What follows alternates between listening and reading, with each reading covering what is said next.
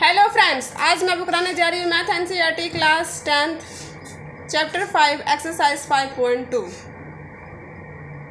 Question number 14। इससे पहले मैंने आपको क्वेश्चन नंबर 1, 2, 3 इसी एक्सरसाइज के एक्सरसाइज 5.2 के करवाए हुए हैं। अगर आपने वो क्वेश्चंस नहीं देखे हैं तो आप जाके क्वेश्चंस देखिए। अगर आपको उस क्वेश्चंस में कहीं से भी कोई प्रॉब्लम है या आपको कोई कंसेप्ट समझ नहीं आया है तो आप हमें कमेंट बॉक्स में लिख सकते हैं। मैं आपके क्वेश्चन को जल्द से जल्द सॉल्व करूँगी। एक्सरसाइज 5.2 जो है मैंने अच्छे से करवाया हुआ है क्वेश्चन नंबर 1 to 13 तक। आज मैं आपको कराऊंगी क्वेश्चन नंबर 14। इससे पहले मैं आपको बता दूं कि एक्सरसाइज 5.1 एंड चैप्टर 5 का इंट्रोडक्शंस भी मैंने आपको प्लेलिस्ट में डाल दिए हैं। अगर आपने वो वीडियो नहीं देखी हैं तो आप जाके पहले वो चेक कीजिए, तभी आपको आगे समझ में आ जाएगा। क्योंकि मैंने आपको एक्सरसाइज 5 चैप्टर 5 में इंट्रोडक्शंस मैंने बहुत अच्छे से करवाया हुआ है। एक्सरसाइज 5.1 के मैंने 1 शॉट भी डाले हुए हैं। अगर आपने वो नहीं देखी है तो आप वो देख लीजिए। 5.1 का जो 1 शॉट डाला हुआ है उसमें जो मैंने आपको nth टर्म क्या होता है मैंने अच्छे से बेसिक्स में करवाए हुए हैं। आप जाकर चेक कीजिए। अगर कोई क्वेश्चन इसमें समझ नहीं आया है तो आप हमें कमेंट बॉक्स में लिख सकते हैं। मैं आपके क्वेश्चन को जल्द से जल्द सॉल्व करूँगी। अगर आपको इस चैप्टर के नोट्स चाहिए तो आप हमारा टेलीग्राम चैनल ज्वाइन कर सकते हैं, जिसपे आपको सारे के सारे नोट्स प्रोवाइड कर दिए जाएंगे। चलिए क्वेश्चन नंबर 14 स्टार्ट करते हैं बिना टाइम वेस्ट किए। क्वेश्चन नंबर 14 जो है वो क्या कह रहा है देखते हैं।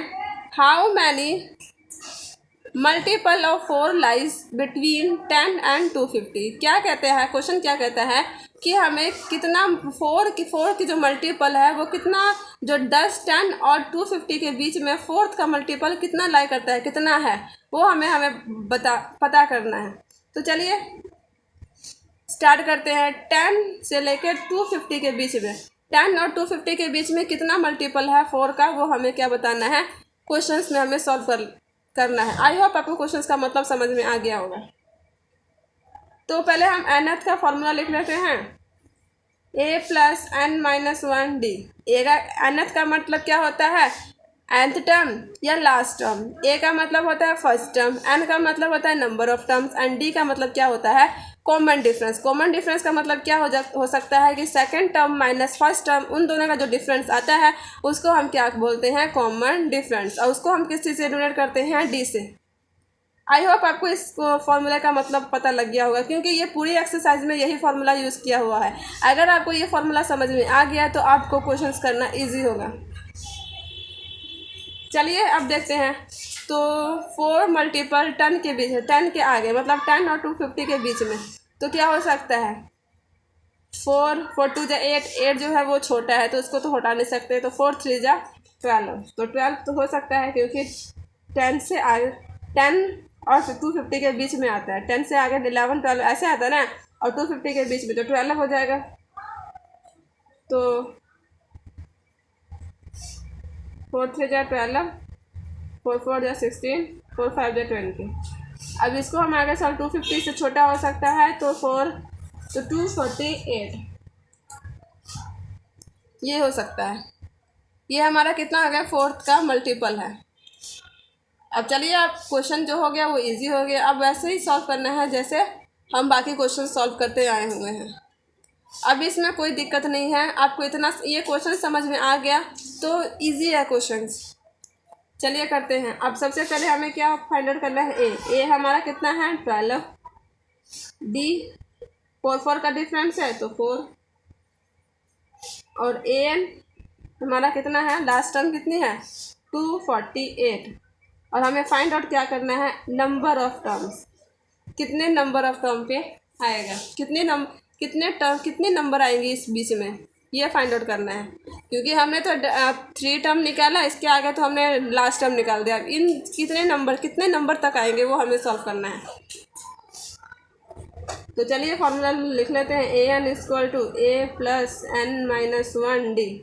अब nth टर्म कितना है 248, a हमारा 12 प्लस n कितना है, n हमें पता नहीं, d 4 multiple bye 4। I hope आपको इतना समझ में आ गया होगा, एक कंसेप्ट समझ में आ गया होगा। चलिए सॉल्व कर लेते हैं।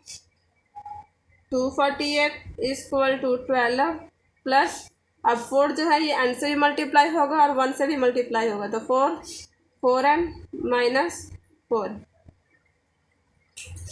अब 12 में से 4 माइनस कर लेंगे, 248 equal to 12 minus 4, 8 plus 4n। अब 8 जो है यहाँ प्लस है तो इस साइड आके क्या हो जाएगा माइनस, तो 248 माइनस 8 इक्वल टू 44n।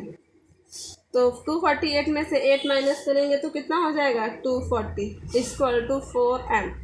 अब n यहाँ पे मल्टीप्लाई हो रहा है तो उधर से क्या हो जाएगा डिवाइड, तो n इक्वल टू 240/4, तो वो 4 6 4 जा 4 6 24 0, तो n कितना आ गया 60। तो मतलब क्या है कि नंबर ऑफ टर्म्स जो है वो हमारा कितना आ जाएगा 60 टर्म आएगा। जो 10 और 250 के बीच में जो लाई करता है वो कितने टर्म्स होंगे 60 टर्म।